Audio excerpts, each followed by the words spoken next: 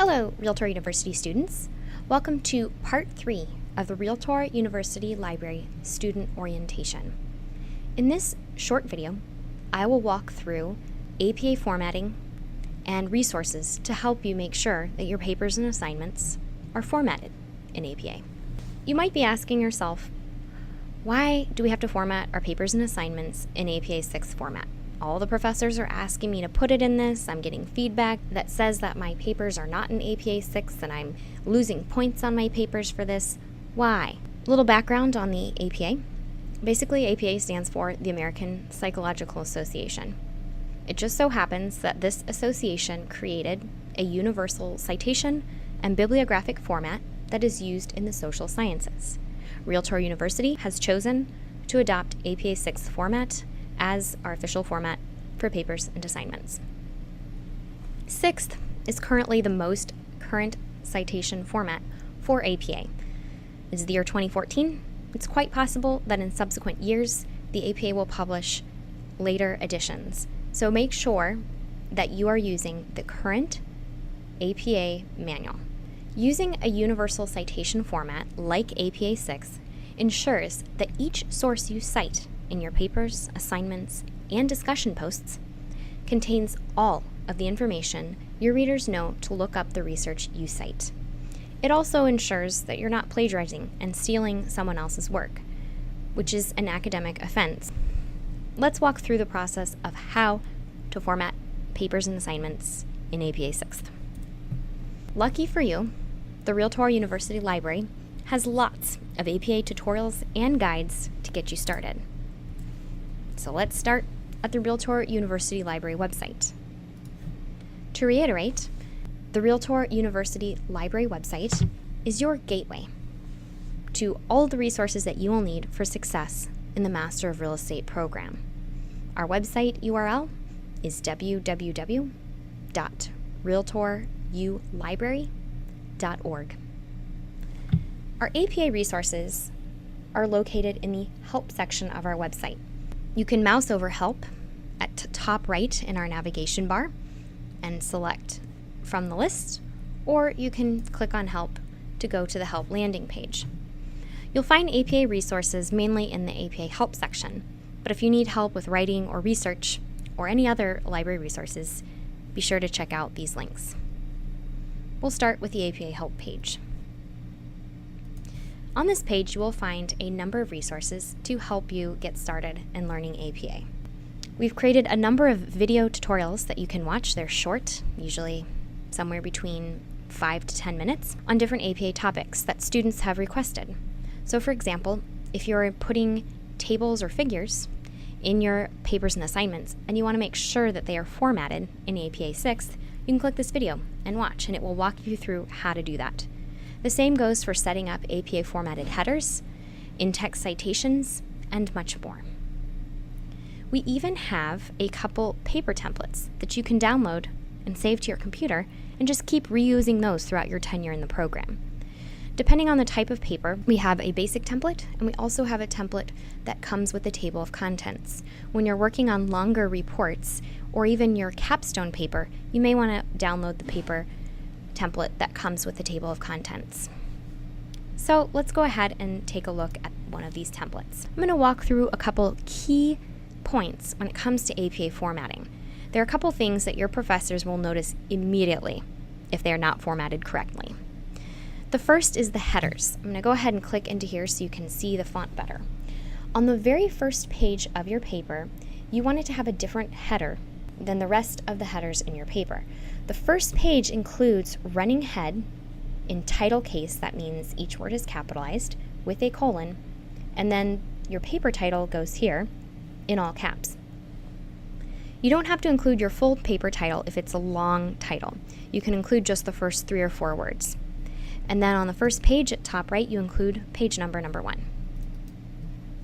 Then, on the title page, you have the title of your paper, in title case, your name, and the institution that you're affiliated with. In this case, it is Realtor University. On the second page, the header looks a little different. It doesn't include the word running head. It just includes the first few words of your paper title in caps, along with the page number at top right. So make sure First page header includes running head. Second page header and all the rest of the page headers just include the title. Okay? Also on the second page, you include an abstract. You put the word abstract in the middle of the page, and then underneath it, you include an abstract paragraph. An abstract paragraph should be very short, only 3 to 4 sentences, and it just includes the highlights of your paper and describes the aboutness. So what is your paper about? A lot of times you can include your introductory paragraph as the abstract, and then perhaps a line or two from your concluding paragraph to show what the key findings were. Underneath your abstract, you include the word keywords indented and italicized, and then you include a few keywords that describe the aboutness of your paper. Keywords are not italicized. So for example, if I'm writing a paper about the income capitalization appraisal method, I would put income capitalization, comma, appraisal, comma, and so forth. Then, if you have a longer paper, you're going to include a table of contents. APA defines how the headings look in your paper. So make sure that you are aware of what the heading formats are. And then you have the meat of your paper, or the bulk of your paper, starting, in this case, it's on page 4, because there's a table of contents. Paper title goes in the center, it's in title case, and it's not bolded. You want to make sure to include an introductory paragraph. When writing, it's important to consider your reader. I always pretend that the person reading my paper is reading this 50 years from the future. He or she is from an entirely different country. He or she may even be speaking English as a second language. Would that person be able to understand my paper? If not, then I need to change some things. You should never make assumptions about your reader and what they know or don't know, and always write as if you're writing to the layman. Then, if your paper has sections, which it invariably will, the heading 1 is bold font centered and title case. So all words except for prepositions are capitalized. Include an introductory paragraph for that explains what the section's about, and then you can keep it at that, or you can even go more specific by creating a second heading level. H2 headings are left aligned, bold font in this case. If you need to create sections underneath that, you would create an H3 heading, which is tabbed, bold font, and it is in sentence case, meaning that the first word of a sentence is capitalized, proper nouns are capitalized, and the first word after a colon is capitalized. Everything else is lowercase. If you create a section under H3, it's called an H4 heading.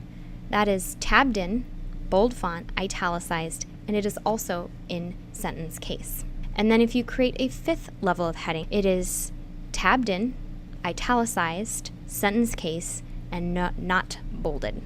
Okay?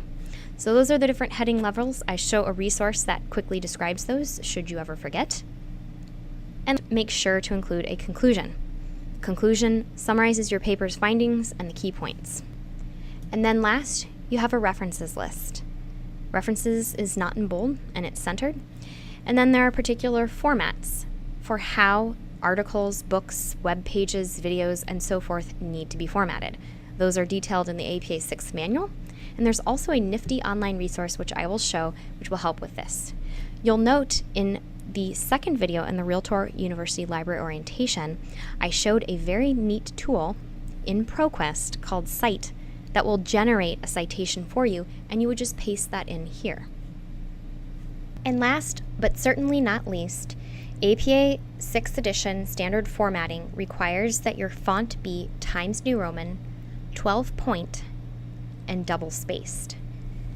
When you're adding in page numbers and headers, sometimes Microsoft Word will default back to whatever your default font is, such as Calibri or Arial. So make sure that your final thing should be to select all, Control A, and then make sure the font is Times New Roman 12 point and double spaced. And then just double check, click into your headers, and make sure that the font for both the page number and the header is in Times New Roman 12 point font. So the next tool I want to show you is our APA Citation and Copyright Subject Guide. In this guide, we include links to all sorts of resources to help you format your papers in APA. We also talk a little bit about plagiarism if you need help understanding that concept. In this guide, we include resources to all sorts of tools. Some students in the program use APA formatting software. That is an option. Sometimes it's free, such as Zotero, and other times it is for a cost. With any of these tools, even including the ProQuest citation tool, you should still have an understanding of APA formatting so that you can look at your citations and bibliography and make sure that they are APA formatted. Computers are not perfect, and sometimes they make a mistake. For example, in ProQuest, I've found citations where the title is written in all caps. And even though ProQuest tells me that it's an APA 6 format, I can look at the title and know it's not an APA 6, and I need to fix that. And that is the limitation that computers sometimes have. So make sure that you understand APA and know what it looks like. And then in the program later on, if you want to use a software because it saves you time, great. But just make sure you know it. The next thing that I will show you is this really awesome resource that Purdue University created and the writing lab at Purdue University called OWL. And that will take you to the Purdue OWL site. This site is essentially like the APA manual online, broken down in a way that's very easy. So for example, it gives you some basics on the general format of an APA paper. See how it talks about running head on the first page and title of the paper after that? And it even gives an example paper. Talks a little bit about how to write an abstract and what that should look like. Additionally, you'll see this submenu which breaks down APA by topic. So if you're wanting to figure out how to cite a book or do an in-text citation, this is your place. Also, you'll recall we just covered headings and seriation a few minutes ago. If you need a refresher course on that, you can select from the menu APA headings and seriation. And here it tells you the different levels of headers and what they should be formatted like. Another thing that I haven't mentioned yet are in-text citations. So you have a bibliography, which is called references, at the end of your paper, which gives all of the details about the sources that you cited in your paper. So someone could look them up if they needed to. But when you cite within your paper, whether it be a direct quote or a summarization of someone's research findings, you need to cite them within your paper. That's called an in-text citation. So for example, let's say within your paper you cite Jones, 1998. You would need to do the name of the authors and then in parentheses the year. If it's a direct quote, you have to put quotation marks around it and include a page number. If it's a long quotation, which means it's 40 words or more, APA wants you to indent it. And if you're just summarizing or paraphrasing an author, you still need to cite them. In this case, you wouldn't include quotation marks since you're putting their findings in your own words, but you would still need to cite them. So in this case, the person summarizes the work of Jones, 1998. So that is the Purdue Online Writing Lab. You can get to it from our citation guide. You can also just Google Purdue OWL and it should come up. Just a reminder, we have all sorts of resources and examples and templates on how to do these things. If you want to sit back, relax, and figure out how to do in-text citations, watch our in-text citations video. Likewise with formatting headers, table of contents, and so forth. And don't forget, we have a writing center for help with papers and assignments. You can even submit papers to the Writing Center for help. That concludes the Realtor University Library Student Orientation. If you have any questions, need help, would like to set up a one-on-one research appointment, or help with paper writing, contact us.